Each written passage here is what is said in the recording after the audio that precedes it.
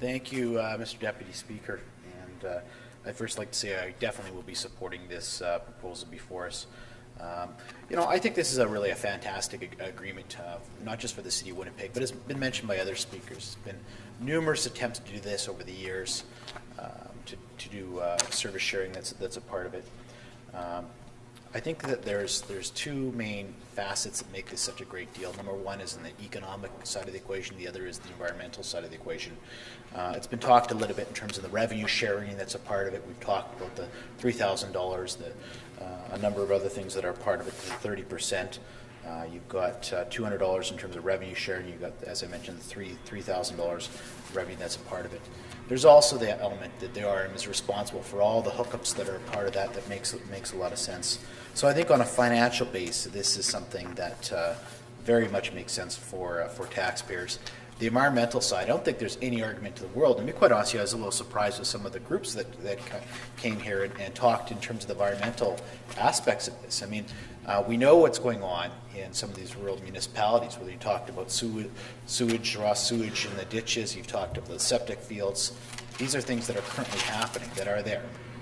What we're offering, obviously, as a way forward in terms of environmental stewardship piece of the equation, it's going to be much better. So I don't think how there's any argument at all in terms of the environmental aspect of why this agreement wouldn't make sense and why we shouldn't enter it, and why it doesn't make sense on a global basis. If you look at our needs, in terms of the environmental aspect of it, I'll tell you the environmental aspects don't just stop at the end of the boundaries for the City of Winnipeg. So it makes a lot of sense on an environmental basis as well as an economic basis. There's been a lot of talk in terms of the management, the growth patterns, what's been going on in the rural municipalities in terms of growth patterns. I personally don't have a problem with people expanding. If they want to live in a rural setting, that's fantastic. In fact, my in-laws live in Springfield, and they always are encouraging us to move out there. But you know what? The reality is I like living in the City of Winnipeg. I like the urban aspect. I think the City of Winnipeg's on a roll. I'm not going to look to move to the rural municipalities, Springfield or any others, just because I like living in the City of Winnipeg. I think there's great amenities, there's great services that's a part of it, and I don't think the hooking up of the sewer system or sewer water lines to any municipality is going to have a massive outflow of people living within the City of Winnipeg moving to the rural parts, because people like living in a urban environment. If you do want to live in a rural environment, then you can choose that to move that yourself. So I don't think there's any elements of that. There's talk about joint planning that's a part of it. People are concerned about how these planning works out. Councillor White quite clearly indicated what's been going on in these areas and what's happened before. We know the experience of Headingley. We know the experience of other areas.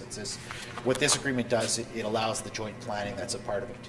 So what happens if people say, well, it could go to the municipal board, part of that? Well, you could cancel the agreement. That's a part of it. So I think that there's enough assurances there. This is a much better planning process that we'd have in place as opposed to what's currently there. So it makes a lot of sense for this as well.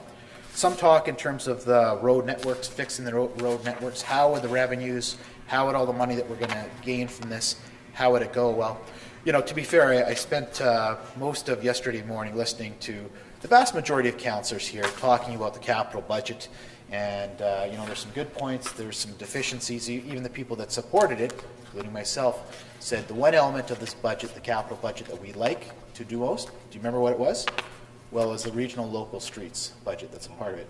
This, councillors, is your opportunity to make those investments in these regional streets. If you truly believe that we're not spending enough money on regional and local streets, this is your opportunity to do it. So I think the revenue that's a part of this makes a lot of sense.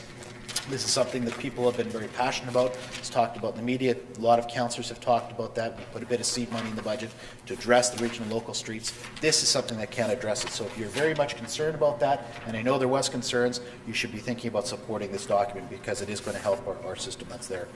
Another aspect of things, and we talk a little bit about this in terms of one taxpayer. Well, there is one taxpayer, and what this does, we know that we got the capacity to provide the servicing to these rural municipality areas.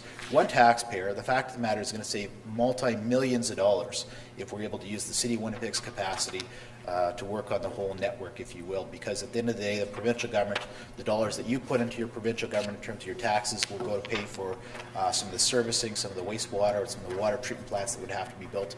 By this is going to save taxpayers money. So I'm very encouraged by this agreement. I think it's been a long time coming. I think that the COO and the CAO of the City of Winnipeg deserve a lot of credit for bringing this forward. I'm very excited about this. I think this is, in fact, one of the best agreements and items that have come through City Council since I've been here 5 years, and I think it's bravo to everyone that has been involved in this. I think it's a monstrous step forward for the City of Winnipeg and for the Capital Region and for environment and the economy. Thank you, Mr. Deputy Speaker. Thank you, Councillor Fielding.